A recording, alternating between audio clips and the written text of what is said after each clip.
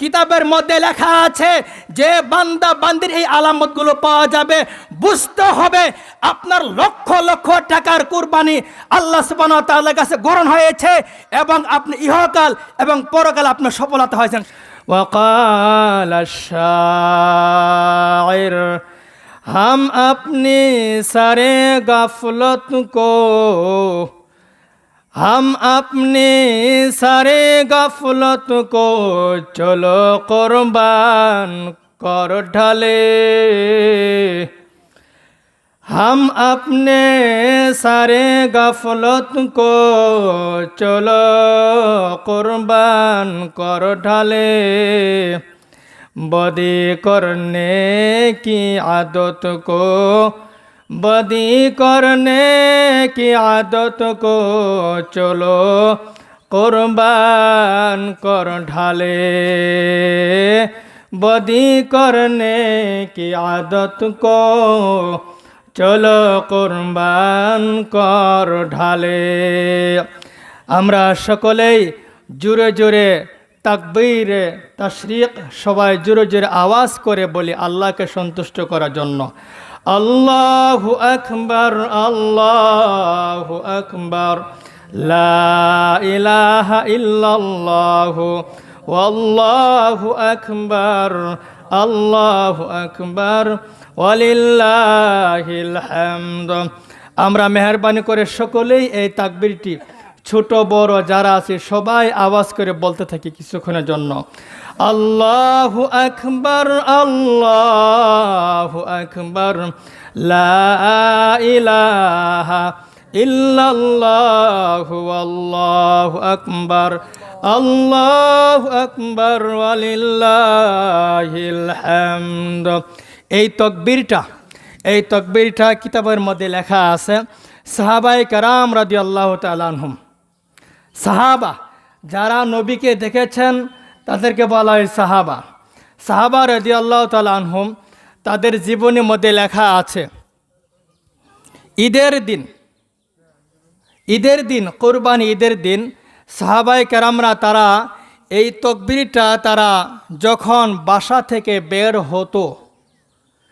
বের হওয়ার সময় এই তাকবীরটা এত জোরে জোরে বলতো, হঠাৎ করে যখন কোনো মিছিল বের হয় আওয়াজ হয় না, ঘুম ঘুম করে মানুষের আওয়াজ আসতে থাকে যে মিছিল আসতেছে, অমুক মার্কা আসতেছে, অনেকগুলা মানুষের কণ্ঠ একসঙ্গে জমা হয়ে তারা মিছিল করে।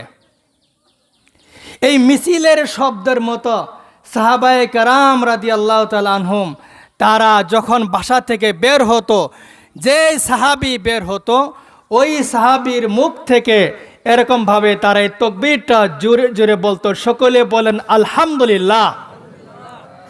এখন চিন্তা করে দেখেন সাহাবায়ে কেরাম রাদিয়াল্লাহু তাআলা আনহুম তারা বাসা থেকে বের হওয়ার সময় এই তাকবীরটা তারা জোরে জোরে আওয়াজ করে বলতো, মানুষ মনে করত এরকম আল্লাহর ধ্বনি, আল্লাহ আকবার তাকবীরের ধ্বনি কতই না উঁচু আওয়াজ হচ্ছে, আর আমাদের কি অবস্থা।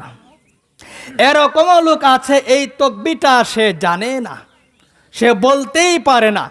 যদি বলা হয় যে আমরা যারা বাড়ি থেকে বের হয়েছি, কই ভাই আছেন এই তাকবীরটা রাস্তার মধ্যে বলেছেন, অথবা কই ভাই আছেন এই তাকবীরটা জোরে জোরে বলেছেন, অথবা কই ভাই আছেন এই তাকবীরটা মহব্বতের আকারে বলেছেন, এরকম লোক খুব কমই পাওয়া যাবে।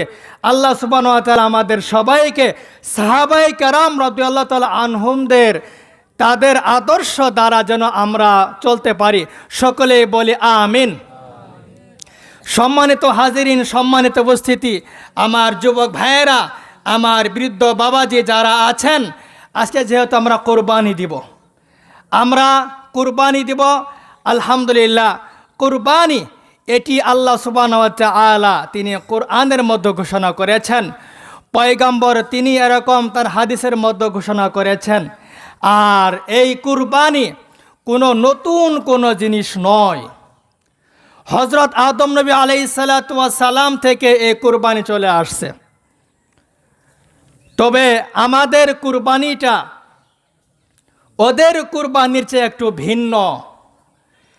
আগে যে সকল নবী রাসূল উম্মতরা যারা ছিল, ওনারা যেভাবে এরকমভাবে কুরবানি করত, কুরবানি তাদের সিস্টেম ছিল ভিন্ন।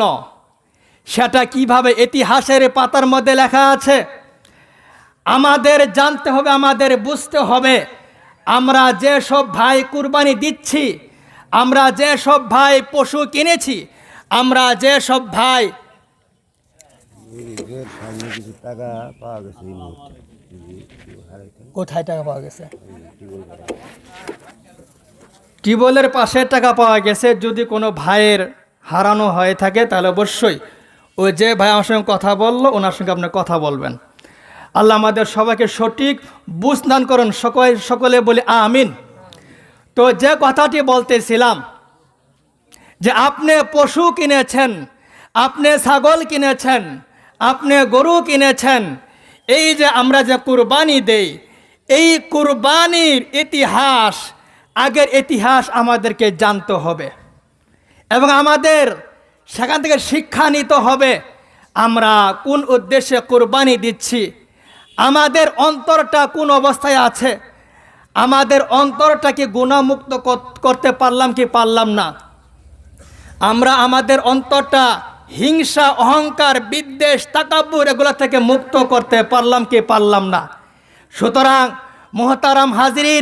মুহতারাম হাজরিন, ভালো করে লক্ষ্য করে শুনুন। আগের উম্মতরা, আগের নবী রাসূলরা তারাও এরকমভাবে কোরবানি দিত। তারা কোরবানির পশু আনত, কোরবানি পশু আনার পর তারা জবাই করত, জবাই করার পরে এরকমভাবে সেখানে রেখে আসতো। ওই কুরবানি গোশতগুলা তারা বাসাতে আনতো না। আমরা কি করি? বাসাতে নিয়ে আসি। আগের উম্মতরা, আগের নবী রাসূলরা ওই কুরবানির গোশতগুলো তারা বাসায় আনতো না। যেমন এই মাঠের মধ্যে কুরবানি হয়েছে, এই নিজের কুরবানির গোশতগুলা রেখে যেত। রেখে যাওয়ার পরে এরকম এক সময় আকাশ থেকে একটা আগুন আসতো। আগুন এসে এরকমভাবে ওই কুরবানির গোশতগুলো পুড়ে ফেলতো। ইতিহাসের কিতাবের মধ্যে লেখা আছে, সেখানে অক্ষর অক্ষরে লেখা আছে, যার কুরবানি কবুল হতো ওর কুরবানি আসমান থেকে আগুন এসে পুড়ে ফেলতো। মানুষ মনে করত উমুক গোষ্ঠীর, উমুক ছেলের, উমুকের কুরবানি আল্লাহ সুবহানাহু ওয়া তাআলা কি করেছেন? কবুল করেছেন। কি করেছেন বলেন? কবুল করেছেন। ও কতই না ধন্য যে আল্লাহ সুবহানাহু ওয়া তাআলা তার কুরবানিকে কবুল করেছেন। তারা দুনিয়াতে এটা দেখতো তার কুরবানি কবুল হয়েছে, তারা দুনিয়াতেই প্র্যাকটিক্যালি প্রমাণ পেয়ে যেত আল্লাহ সুবহানাহু ওয়া তাআলা ওই যুবকের, ওই বৃদ্ধ বাবাজির আল্লাহ তার কুরবানি কবুল করেছেন। তার কুরবানি আসমান থেকে আগুন এসে গ্রাস করে ফেলেছে। যার কুরবানিটা এরকম গ্রাস করে ফেলতো, পুড়ে ফেলতো, মানুষ তাই মনে করতো যে ওর কুরবানি কবুল হয়েছে। এটা ছিল আগের শরীয়ত। পক্ষান্তরে যার কুরবানি কবুল হতো না, আসমান থেকে আগুন এসে তার ওই গোশতগুলো এরকম গ্রাস করতো না, তার গোশতগুলো অমনেই থাকতো। মানুষ মনে করত যে উমুকের গোষ্ঠী, উমুক বংশের, উমুক ছেলের, উমুক মুরব্বীর, উমুক লোকের, উমুকের তার গোশতগুলো আল্লাহ সুবহানাহু ওয়া তাআলার কাছে কি হয় না? কবুল হয় নাই। কবুল না হওয়ার কারণে পুরা 1 বছর পর্যন্ত ওই লোকটা মানুষের সম্মুখে লজ্জা পেত। আমার কুরবানি আল্লাহ সুবহানাহু ওয়া তাআলা কবুল করেন নাই, দুঃখের কথা কি বলবো, আল্লাহ আমার কুরবানি কবুল করেন নাই। এই লজ্জায় আগামী 1 বছর পর্যন্ত সে মানুষের সামনে সাহস করে কথা বলতে পারতো না, সে মানুষের সম্মুখে এরকম মুখ দেখাইতে পারতো না, সে লজ্জা হয়ে থাকতো, নিচু হয়ে থাকতো। আল্লাহ সুবহানাহু ওয়া তাআলা যেহেতু তার কুরবানি কবুল করেন নাই। আর আমাদের দিকে তাকান, আল্লাহ আমাদের কতই না সম্মান দান করেছেন যে আমাদের কুরবানি কবুল হলো কি হলো না এটা সমাজের মধ্যে আল্লাহ প্রকাশ্য এটা দেখান না। সুতরাং আল্লাহ আমাদের উপর এহসান করছেন নাকি এহসান করেন নাই? কথা বলেন। এহসান করছেন, দয়া করেছেন। হ্যাঁ, যে সব ভাই যারা কুরবানি দিচ্ছেন, যারা কুরবানি করতেছেন, তাদের কিছু আলামত আছে। আমার কুরবানি ওই মালিক সুবহানাহু ওয়া তাআলা কবুল করলো কি করলো না, আল্লাহ সুবহানাহু ওয়া তাআলা আমার কুরবানি আল্লাহর কাছে পৌঁছলো কি পৌঁছলো না, আমার কুরবানির জন্য আমি সওয়াব পাবো কি পাবো না, এর কিছু কি আছে বলেন, আলামত আছে। এক নম্বর আলামত হলো যার অন্তরটা কেঁদে উঠবে, ওগো দয়াময় আমি আমার হালাল টাকা দিয়ে পশু কিনেছি, ওগো দয়াময় আমি আমার হালাল টাকা দিয়ে গরু কিনেছি, ওগো দয়াময় আমি আমার হালাল টাকা দিয়ে ছাগল কিনেছি, এই ছাগলটা একমাত্র আল্লাহ আপনার জন্য কুরবানি করতেছি, ওগো আল্লাহ আপনি আমার কুরবানি কবুল করেন। এই ব্যথা নিয়ে যার চোখ দিয়ে পানি বের হবে, বুঝতে হবে আল্লাহ সুবহানাহু ওয়া তাআলা আপনার কুরবানি কবুল করেছেন। সুতরাং 2 নম্বর আলামত হলো যে আমি যে কুরবানি দিচ্ছি, কুরবানি দেওয়ার মানে কি, নিজের হিংসা, অহংকার, বিদ্বেষ, তাকাব্বুর, নিজের গুনাহ খাতাগুলোকে কুরবানি করে দেওয়া। যে আমি আর কোনো গুনাহ করব না, আমি আগে নামাজ বাদ দিয়েছি, এখন কুরবানি করে দিলাম আর নামাজকে বাদ দিব না। আমি আগে পর্দা করি নাই, এখন কুরবানি করেছি, আমি আর এখন থেকে এরকমভাবে পর্দা সবসময় করব। আগে আমি এরকমভাবে ওলামায়ে কেরামদের সঙ্গে সম্পর্ক ছিল না, কুরবানি করেছি, এখন ওলামায়ে কেরামদের সঙ্গে আমি সম্পর্ক রাখবো। আগে আমি গুনার কাজ করেছি, কুরবানি করলাম, এখন থেকে আর গুনার কোনো কাজ করব না। আগে এরকম 5 ওয়াক্ত নামাজ মসজিদে গিয়ে পড়ি নাই, কুরবানি করার পর থেকে মসজিদে গিয়ে পড়তেছি। খোদার কসম, আমরা যে কুরবানি করতেছি, আমরা কয়জন আছি যে আমাদের চোখ দিয়ে পানি বের হয়েছে? আমরা যে কুরবানি করতেছি, আমরা কয়জন আছি পর্দা করতেছি? আমরা কয়জন আছি যে কুরবানি করতেছি গুনাহ বাদ দিয়েছি? এরকম সমাজের মধ্যে নেই। বুঝতে হবে আপনার কুরবানি আল্লাহর কাছে কবুল হয় নাই, আপনার কুরবানি বিন্দু পরিমাণও সওয়াব হয় নাই, শুধু আপনার গোশত খাওয়া হয়েছে। মেরে মুহতারাম বুজুর্গ যারা আসছেন, আমরা ইতিহাস খুঁজে দেখতে পাবো এটাই, আমরা আমাদের বংশ থেকে যারা খুঁজে অন্বেষণ করি, এই ইখলাসের নিয়তে এরকমভাবে আমাদের সবাইকে কুরবানি করতে হবে। আল্লাহ সুবহানাহু ওয়া তাআলা আমাদের সবাইকে ইখলাসের নিয়তে কুরবানি করার তৌফিক দান করেন। আবারও জোরে সুরে বলি আমিন। हम अपने सारे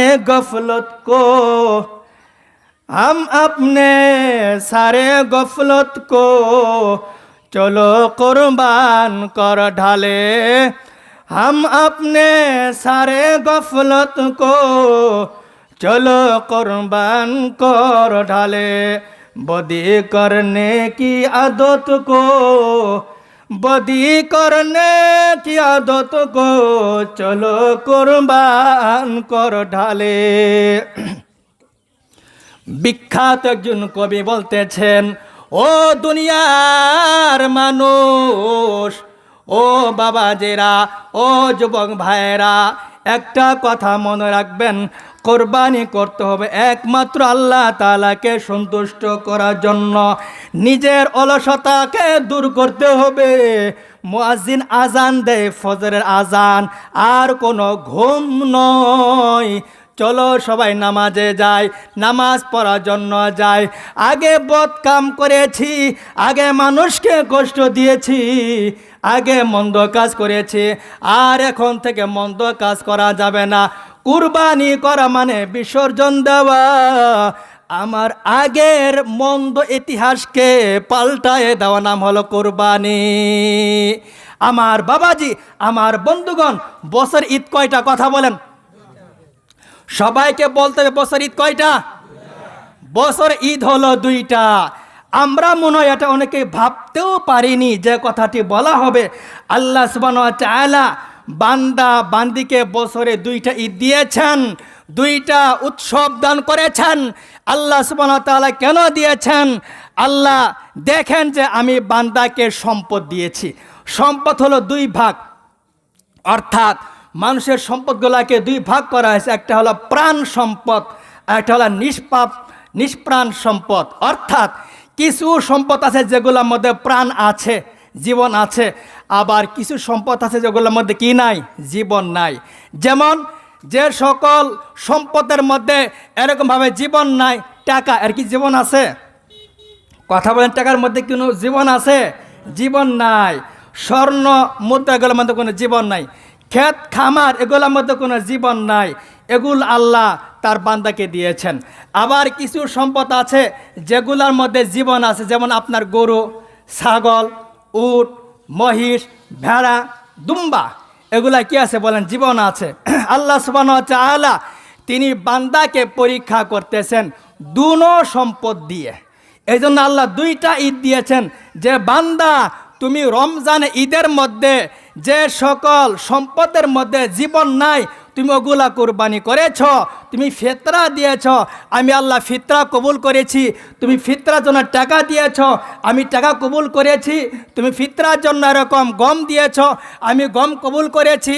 তুমি ফিতরার জন্য কিশমিশ দিয়েছ, আমি কিশমিশ কবুল করেছি। তুমি ফিতরার জন্য যা দিয়েছ আমি আল্লাহ তা কবুল করেছি। মেরে মোহতারাম, এটা হলো ঈদুল ফিতরের প্রথম কথা, যেগুলো সম্পদের মধ্যে কি নাই? রূহ নাই, জীবন নাই।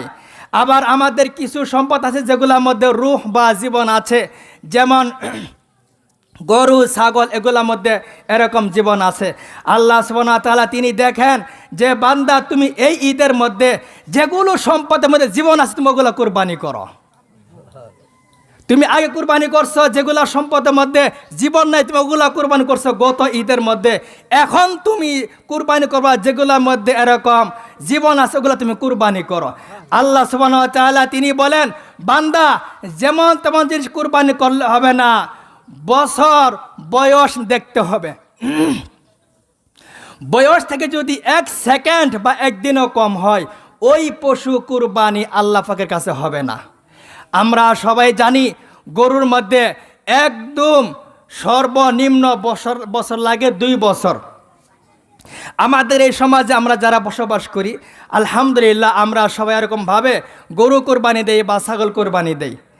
তো গরুর মধ্যে কমপক্ষে 2 বছর হতে হবে। 2 বছরে যদি এরকমভাবে একদিনও কম হয়, সেটা আল্লাহর কাছে ওই কোরবানি কবুল হবে না। এবং এই হিসাবটা করতে হবে আরবি মাস হিসেবে, কোনো বাংলা হিসেবে নয়, ইংরেজি হিসেবে নয়। আরবি হিসেবে যদি তার 2 বছর পরিপূর্ণ হয়, তাহলে ওই পশু দিয়ে আপনি কোরবানি করতে পারবেন। আর ছাগল পরিপূর্ণ 1 বছর হতে হবে। সুতরাং এগুলো আমরা অবশ্যই লক্ষ্য রাখবো। আল্লাহ সুবহানাহু ওয়া তাআলা আমাদের সবাইকে পশুর ক্ষেত্রে, পশু নির্বাচন করার ক্ষেত্রে এই সকল বয়স যেন আমরা লক্ষ্য করতে পারি। আল্লাহ আমাদের সবাই কবুল করেন। সকলে জোরে সোরে বলি আমিন। মোহতারাম হাজিরিন, আমরা যে সবাই কুরবানি দিব ইনশাআল্লাহ। আল্লাহ সুবহানাহু ওয়া তাআলা তিনি বলেন যে কুরবানি করো। আগের উম্মতরা তারা গোশত খেতে পারে নাই, তুমি এখন খাও। ফাকুলু, কুরবানি করো, কুরবানি করো, কুরবানি গোশতগুলো খাও, কুরবানি গোশতগুলো খাও। যিনি কুরবানি দিবেন তিনিও কুরবানি গোশতগুলো খাবেন। আল্লাহ তিনি বলেন ওয়া আতঈমুল কানিআ, যারা মানুষের কাছে চাইতে লজ্জাবোধ করে তোমরা তাদেরকেও গোশতগুলা দিও। সমাজের মধ্যে এমন কিছু আল্লাহ পাকের বান্দা বান্দি আছে মানুষের কাছে এরকম হাত পাততে পারে না, তোমরা তাদেরকেও এরকমভাবে গরু গোশতগুলো, কোরবানি গোশতগুলা দিয়ে দাও। তোমাদের আত্মীয় স্বজন যারা আছে এদেরকে তোমরা কোরবানির গোশতগুলো দিয়ে দাও। ওয়াল মুতাররা, এবং যারা এরকমভাবে সমাজের মধ্যে যারা এরকম মানুষের কাছে চাইতে পারে তাদেরকে দাও। অর্থাৎ আল্লাহ সুবহানাহু ওয়া তাআলা এখানে আল কানিয়া অর্থ হলো যারা সমাজের মধ্যে চাইতে পারে, গরিব অসহায়। আল মুতার অর্থ হলো যারা চাইতে পারে না, তাদেরকেও তোমরা কোরবানি গোশত দাও। এজন্য কোরবানি গোশত ভাগ করা 3টা নিয়ম। নিজেরা, আত্মীয় স্বজন, গরিব অসহায়। আমার বন্ধুগণ, আল্লাহ সুবহানাহু ওয়া তাআলা তিনি বলেন যে বান্দা তুমি কোরবানি করো একমাত্র আল্লাহকে সন্তুষ্ট করার জন্য। নামাজ আদায় করতে হবে একমাত্র আল্লাহকে সন্তুষ্ট করার জন্য। এজন্য আল্লাহ সুবহানাহু ওয়া তাআলা তিনি বলেন সল্লি লিরাব্বিকা ওয়ানহার, সল্লি লিরাব্বিকা ওয়ানহার, নামাজ আদায় করো, নামাজ আদায় করার পরে কোরবানি করো। এই কুরবানি ঈদের মধ্যে আল্লাহ তাআলার কাছে 2টা আমল সবচেয়ে বেশি প্রিয়। কয়টা আমল বলেন? কয়টা আমল? দুইটা আমল। এক নম্বর আমল হলো ঈদের নামাজ। এই ঈদের নামাজ আল্লাহ তাআলার কাছে অনেক বেশি প্রিয়, এক নম্বর আমল। দুই নম্বর আমল হলো ঈদের নামাজ সম্পূর্ণ করার পরে কুরবানি করা। এই দুইটা আমল আল্লাহ তাআলার কাছে অনেক বেশি প্রিয়। ইনশাআল্লাহ আমরা এই সকল বিষয় লক্ষ্য রাখব যে আল্লাহ যেহেতু এই সকল বিষয় তিনি দাম দিয়েছেন এবং তার কাছে বেশি প্রিয়, এই প্রিয় জিনিসটাকে আমরা অবশ্যই একমাত্র আল্লাহ তাআলাকে সন্তুষ্ট করার জন্য কোরবানি করব এবং নামাজ আদায় করব।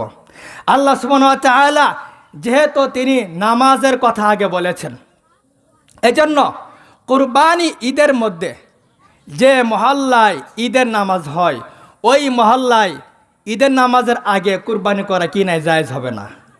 ওটা শুধু জবাই হবে, ওটা কুরবানি হবে না। আল্লাহ সুবহানাহু ওয়া তাআলা তিনি বলেছেন আগে নামাজ পড়ো, ঈদের নামাজ, নামাজ সম্পূর্ণ হয়ে যাওয়ার পরে এরপর তুমি কুরবানি করো। এজন্য আল্লাহ সূরাতুল কাউসারের মধ্যে ইরশাদ করেছেন, সল্লি লিরাব্বিকা ওয়ানহার, ও বান্দা বান্দে, ও বান্দারা তোমরা ঈদের নামাজটা সুন্দর করে সম্পন্ন করো। তোমরা ঈদের নামাজটা আমার আল্লাহর জন্যই সন্তুষ্ট করার জন্য আদায় করো। ঈদের নামাজ সম্পূর্ণ হয়ে যাওয়ার পর বান্দা ওয়ানহার, কুরবানি করো, নহর করো, জবাই করো পশু। আল্লাহ তাআলা তোমাকে যে সামর্থ্য দিয়েছেন ওই সকল সামর্থ্য দ্বারা এরকমভাবে তুমি কুরবানি করো। আমার বন্ধুগণ, আমার বাবাজি, ওলামায়ে সমাজ এখানে অনেক আছেন এবং হাফেজ কোরআনও আছেন, মুরব্বীরাও আছেন এবং এলাকার মই মুরব্বী সবাই এখানে আছেন। আপনারা ইনশাআল্লাহ যারা কুরবানি করবেন এই কুরবানির মধ্যে নিয়তকে খালেজ করতে হবে, নিয়তকে নির্ভেজাল রাখতে হবে।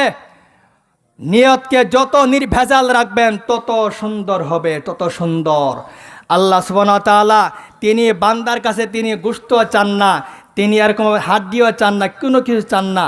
বান্দা তাকান তার কলবের কি অবস্থা, বান্দা তাকান, এই বান্দা যে বান্দা দিকে তাকান আল্লাহ তাআলা, যে বান্দা যে কুরবানি করতেছে সে কাকে পাওয়ার জন্য সে কুরবানি করতেছে, লোক দেখানো নাকি অন্য কিছু দেখানো। সুতরাং আমরা নিজের দিলটাকে আমরা এরকম পরিষ্কার রাখবো এবং এই চামড়াগুলো কি করেন, চামড়াগুলো ইনশাআল্লাহ আপনারা যত স্থানে এরকমভাবে দান খরচ করে দিবেন। এরকমভাবে আমরা ঈদের নামাজ পড়ার জন্য আসছি। ঈদের নামাজের যে একটা বৈশিষ্ট্য আছে যে আমরা যে ঈদ করলাম, ঈদ অর্থ কি শুধু আনন্দ? শুধু আনন্দ নয়, আনন্দ তো অবশ্যই করবেন, কোনো সমস্যা নাই, কিন্তু ওই আনন্দটা হতে হবে শরীয়ত সম্মত। যদি ওই আনন্দটা যদি শরীয়ত সম্মত হয় তাহলে আপনি অবশ্যই সওয়াব পাবেন। আর ওই আনন্দ যদি শরীয়ত সম্মত না হয়, সাল্লু দ্বারা ঈদের নামাজ বোঝাইছে না অন্যান্য নামাজ বোঝাইছে? কোনটা? এই যে সাল্লু অনহার বললেন, হ্যাঁ, ফাসাল্লি লিরাব্বিকা ওয়ানহার, এই সল্লি দ্বারা এরকমভাবে ঈদের নামাজকে বোঝানো হয়েছে। ঈদের নামাজ পাঁচ ওয়াক্ত নামাজ না। না, পাঁচ ওয়াক্ত নামাজ এটা অন্যান্য আয়াত দ্বারা সাব্যস্ত হয়েছে। যেহেতু আল্লাহ সুবহানাহু ওয়া তাআলা তিনি কুরআন ইরশাদ করেছেন সল্লি লিরাব্বিকা ওয়ানহার, অর্থাৎ নামাজ আদায় করো আল্লাহকে সন্তুষ্ট করার জন্য এবং কুরবানি করো। তো কিতাবের মধ্যে লেখা আছে যেখানে সল্লি অর্থাৎ এই ঈদের নামাজ, কুরবানি ঈদের নামাজ, এই ঈদের নামাজকে এটা বোঝানো হয়েছে। আমার বন্ধুগণ, যেটা আসছে সেটা হলো যে ঈদ সম্পর্কে এরকম আসছে যে ঈদের আনন্দ শুধু আনন্দের মধ্যে রাখলে হবে না, ঈদ আমাদের কি শিক্ষা দিচ্ছে সেটা আমাদের লক্ষণীয় বিষয়। লাইসাল ঈদু লিমান লাবিসাল জাদিদা, লাইসাল ঈদু লিমান লাবিসাল জাদিদা, ইন্নামাল ঈদু লিমান নাজা ইয়াউমাল ঈদি, ইন্নামাল ঈদু লিমান নাজা ইয়াউমাল ঈদি। ঈদ শুধু নতুন নতুন পোশাক পরার নাম ঈদ নয়। ঈদ শুধু নিজের গায়ের মধ্যে সেন্ট লাগাইলাম এর নাম কোনো ঈদ নয়। এর নাম কোনো ঈদ নয়, ঈদ তো হলো লিমান নাজা ইয়াউমাল ওয়াঈদি। ঈদ তো হলো ওই ব্যক্তির জন্য যে ব্যক্তি আল্লাহ সুবহানাহু ওয়া তাআলার আখিরাতের ভয়াবহ থেকে যে নাকি মুক্তি পাবে। সুতরাং ঈদের মাধ্যমে আমরা সবসময় আল্লাহ তাআলার কাছে দোয়া করব, ওগো আল্লাহ, আপনি আমার কোরবানি, আপনি আমার বিসর্জন সব কিছু আপনি কবুল ও মঞ্জুর করুন। এই যে আমরা যে কোরবানি দিচ্ছি, কুরবানি শুধু আমরা ঈদের মধ্যে দেই, অথচ একটা মমিন বান্দের জন্য সারা জীবন কোরবানি করা এটা ফরজ। সেটা কিভাবে? যে নিজের মন চাইলো টিভি দেখা, সিনেমা দেখা, সেখানে ওই টিভি দেখা থেকে নিজের মনকে বিরত রাখতে হবে। ওর নাম হলো ওটা কুরবানি। যে আমি আর টিভি দেখব না, আমি আর সিনেমা দেখব না, অশ্লীল কোনো এরকম সিনেমা দেখব না, সেটাকে বাদ দেওয়াও এটা একটা বিসর্জন বা কোরবানি। মমিনের বান্দার মন চায় যে নামাজ না পড়তে, তার মন চাচ্ছে এরকম, কিন্তু সে নামাজ পড়তে যাচ্ছে, এর নাম হলো কোরবানি বা বিসর্জন দেওয়া। এরকমভাবে নিজের বান্দার মন চাচ্ছে গুনার কাজ করা, সে বলো না গুনার কাজ করব না, এর নাম হলো কোরবানি বা বিসর্জন দেওয়া। সুতরাং বান্দার জন্য প্রত্যেকটা সময় তাকে কোরবানি করতে হবে, গুনাহের বিরুদ্ধে, অন্যায়ের বিরুদ্ধে, এরকমভাবে এগুলো আমাদের সবসময় কোরবানি করতে হবে। মোহতারাম হাজিরিন, মোহতারাম উপস্থিতি, আমরা ইনশাআল্লাহ, আল্লাহ চাহে তো আমরা যে পশু কুরবানি করব, এই কুরবানির পাশাপাশি আমরা এই বিষয়গুলো লক্ষ্য রাখবো। লাইসাল ঈদু লিমান লাবিসাল জাদিদা, আল ঈদু লিমান খাফা ইয়াউমাল ঈদি। লাইসাল ঈদু লিমান লাবিসাল জাদিদা, ইন্নামাল ঈদু লিমান খাফাল ওয়াঈদ। এরকমভাবে ঈদ তো শুধু এরকম সুন্দর সুন্দর পোশাক পরার নাম নয়। কবি বলেন এরকমভাবে সুন্দর সুন্দর পোশাক পরার পাশাপাশি আল্লাহ তাআলার কাছে কান্নাকাটি করবা, ওগো আল্লাহ, আপনি আমার গুনাহ খাতাগুলো মাফ করে দেন। ওগো আল্লাহ, এই গুনাহ খাতাগুলো নিয়ে হাসরের ময়দানে আমি কিভাবে দাঁড়াবো, ওই দাঁড়ানোর সময় যেন আমি আপনার কাছে কোনো জবাবদিহি না হতে হয়, আপনার কাছে যেন কোনো আমার ধরা না পেতে হয়। এজন্য খুব বেশি করে দোয়া করবেন। ইন্নামাল ঈদু লিমান তাআতুহু তাজিদু, ইন্নামাল ঈদু লিমান তাআতুহু তাজিদু। ঈদ তো ওই ব্যক্তির জন্য যে ব্যক্তি আল্লাহ তাআলার আনুগত্যটা বেশি বেশি হবে, যে ব্যক্তির আল্লাহ তাআলার সঙ্গে সম্পর্কটা খুব বেশি হবে, যে ব্যক্তি আল্লাহ তাআলার সঙ্গে তাল্লুকটা বেশি হবে। ও আমার বাবাজি, ও আমার বৃদ্ধ বাবাজি, ও আমার যুবক ভাইয়েরা, ও আমার উঠতে বয়সী যুবক ভাইয়েরা, আল্লাহ তাআলাকে ভয় করতে হবে, ভয় করতে হবে। কত যুবক ভাইয়েরা আছে এই ঈদের মধ্যে ছুটিতে যখন বাড়িতে আসে, কতভাবে তার অ্যাক্সিডেন্ট হয়ে মারা যাইতেছে। কত যুবক ভাইয়েরা আছে রাস্তার মধ্যে মরতে হয় না, বন্ধের মধ্যে গিয়ে মরে আছে। ওই যুবকের কিন্তু এখনো বয়স পরিপূর্ণ হয় নাই। আল্লাহ সুবহানাহু ওয়া তাআলা, ও যুবক ভাইয়েরা, ও বাবাজির, আল্লাহ আপনাকে আমাকে কি পরিমাণ মহব্বত করতেছেন, যে আল্লাহ মহব্বত করার কারণে আল্লাহ আমাদের সকল বালা মুসিবত থেকে উদ্ধার করেছেন। ওই মালিকের দরবারে যাও, ওই মালিকের কুদরতি পায়ে সাজদা করো। ও বাবাজি, আর কত কাল নামাজ বাদ দিয়ে ঘুমাবেন, আর কত কাল ঈদটা শুধু চলে যাবে আর শুধু কোরবানি করবেন, নিজের ভিতরে কোনো পরিবর্তন নাই। এই কুরবানি, এই ঈদ আপনার জন্য কোনো কাজে আসবে না। সাহাবায়ে কেরামদের ইতিহাসের পাতাগুলো খুলে দেখেন, আমার পয়গম্বর তার ইতিহাসের পাতাগুলো খুলে দেখেন, এরকম কত আউলিয়া বুজুর্গ কতখানি ওলামা কেরামদের বুজুর্গদের এরকম ইতিহাস খুঁজে দেখেন, ওদের জীবনী, তাদের ইতিহাস, কিভাবে তারা ঈদগুলো কাটিয়েছেন।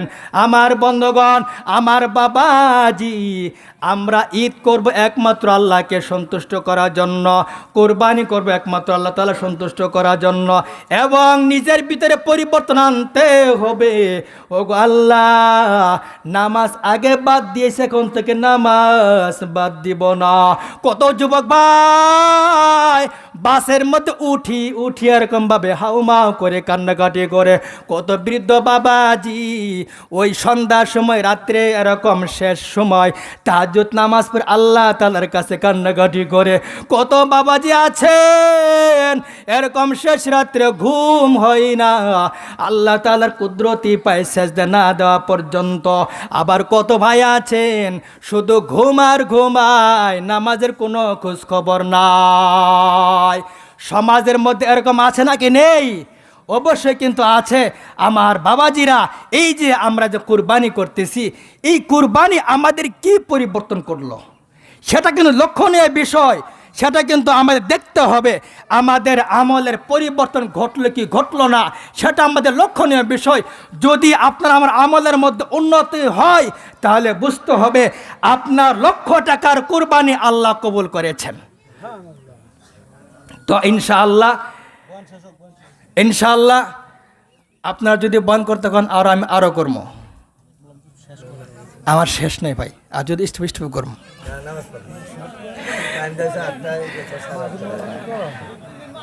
আচ্ছা, আমরা ইনশাল্লাহ এই আজকের আলোচনার সারাংশ এটাই, নিজের আমলকে পরিবর্তন করতে হবে।